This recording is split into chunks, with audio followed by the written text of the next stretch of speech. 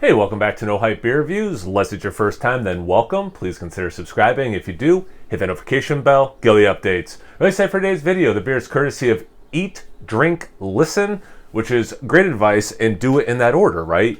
Eat something, get that base, then drink your alcohol, and then listen to some records or something, right? Love that. So stupid. What I said, not the name. Weldwerks. Haven't had a ton of their stuff, but what I have had, I've really enjoyed.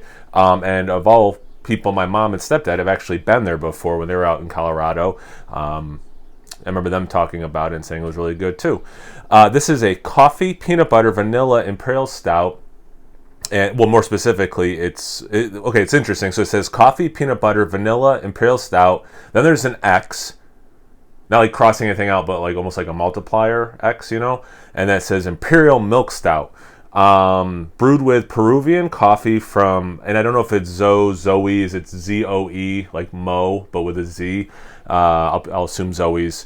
Cafe, peanut flour, milk sugar, and Madagascar bourbon vanilla beans. Peanut flour, interesting. Coffee, peanut butter, vanilla, Imperial Stout. Drink cold, drink now, dialed in beer. Greeley, Colorado is where they're out of. I think that's everything I'm supposed to read on the can. It's thick. And at time of review, it is 3 months old, which even though it says like drink fresh, I think it's been cold the whole time. 3 months is fresh enough. Let's get into it. There's brown to it, but it is a really dark looking beer as you pour it. Yeah. It's a little darker than the coffee I made this morning.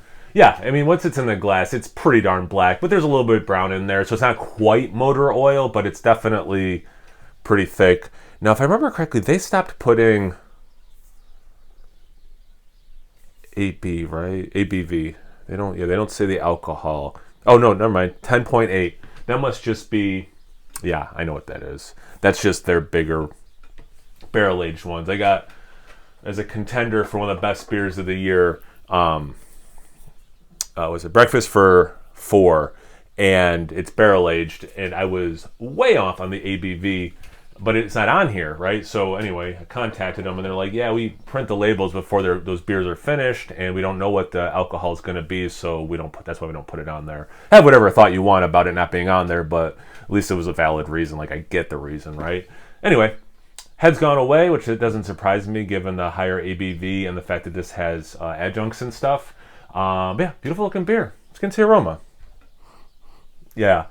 I don't know how you smell this beer and don't get peanut butter. And the peanut butter, okay, so it's very much what you think just peanut butter smells like, but there is this extra layer of sweetness, and it reminds me, yeah, and a little bit of chocolate with, the roast of the beer. I forget the exact recipe. It's been probably 10 years since I made it, but it was like a peanut butter log with chocolate chips on the outside. I would make and bring into work sometimes for like holidays and all that when people like would bring in dishes, and you must have mixed the peanut butter maybe like with cream cheese or something, but also you put in sugar, and it kind of reminds me of like rolling that all out because you unmistakably got peanut butter, but there was that added level of sweetness. So like there's no mistaking the peanut butter quality, but it doesn't only smell like how you open up a jar of peanut butter and smell it. And that this beer is very reminiscent of that. Plus the chocolate notes that the beer's kicking out on its own, the base beer, is a little bit reminiscent of like me putting in like the chocolate chips and everything. So it's like, how sense can, the sense of smell can be so tied to memory. It's like taking me back to my old apartment, making this, to bring into work. So it's kind of a trip down memory lane. It also just smells really good for people who are like, wow, this dude is rambling. Sorry. But yeah, it just smells really good. As always, on the vanilla police, I don't get a ton of vanilla. It might be mixing in with some of that sweetness. It just smells phenomenal. Like, it just, like, this is one of those candle beers. Like, if you could take this aroma, put it in a candle, I would buy that candle. Yeah, it smells awesome. Anyway, let's get into the taste. Cheers. Thanks again. I really appreciate it.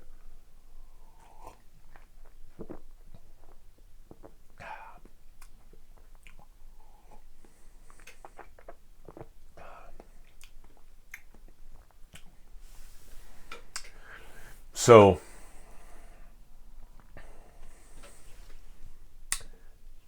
it's very sweet, but not quite cloyingly sweet.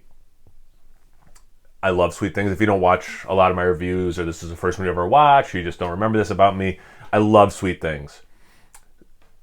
For me, definitely not too sweet. But if you don't like sweeter pastry style stouts, I don't know why you'd be trying this beer anyway, but it's definitely in that realm. But it's not, to me, cloying. There's also enough going on that although it's sweet, it's not just sweetness. You know, like there's a lot of stuff going on. The adjuncts, especially the peanut butter, less in the taste than in the aroma, but still there. It almost adds, it's not salty, like it doesn't have the salinity or whatever, but like it adds, it's not, yeah, salty is not the right word. It's not quite savory, but like here's how I should say, it provides something that brings some counterbalance to the sweetness of the beer. It is what the peanut butter is doing besides the nice peanut butter taste itself. You get a little bit of chocolate from the base beer.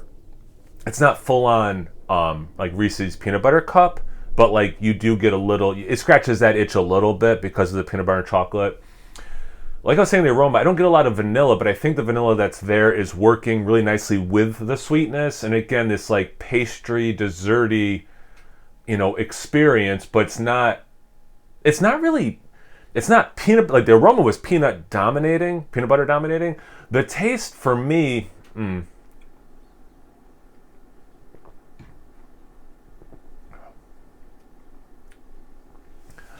yeah, it's not,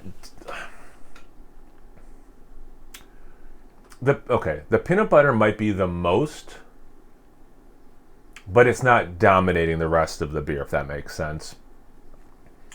The vanilla, I'm getting more now. The vanilla with that sweetness is almost like vanilla frosting, right? I'm using, because of the nature of this beer, I'm using a lot of like dessert descriptors, obviously.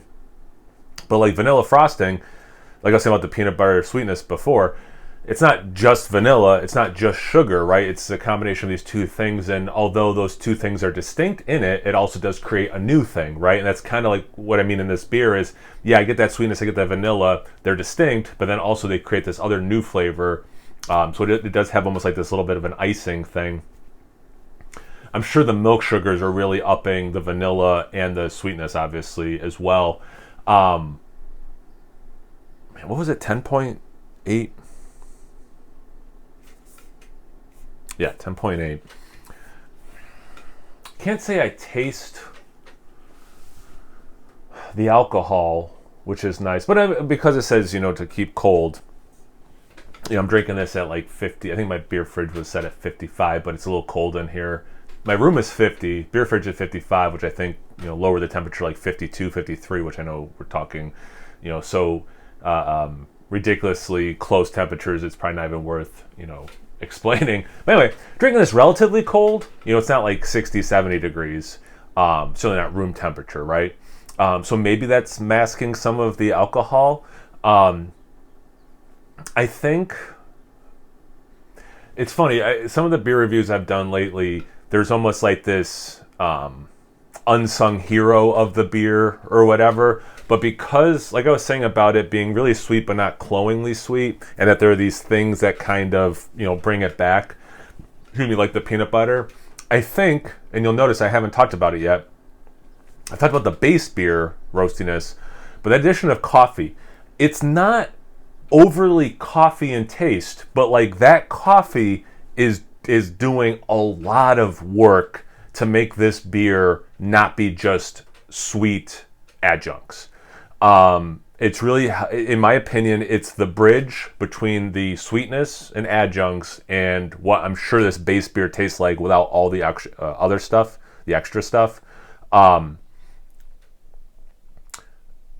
although it's barely registering to me what is coming through is making this drink like a beer that has everything else, not just some, like, it might as well have been just like a, you know, desserty mudslide kind of a cocktail or whatever.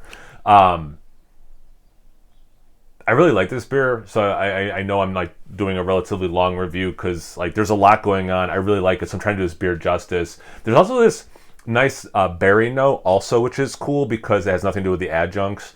Well, I shouldn't say nothing. I mean, the whole beer is providing these different flavors, but kind of like a distinct flavor that isn't a flavor that was added to this beer is what I mean. So that berry note's kind of nice as well.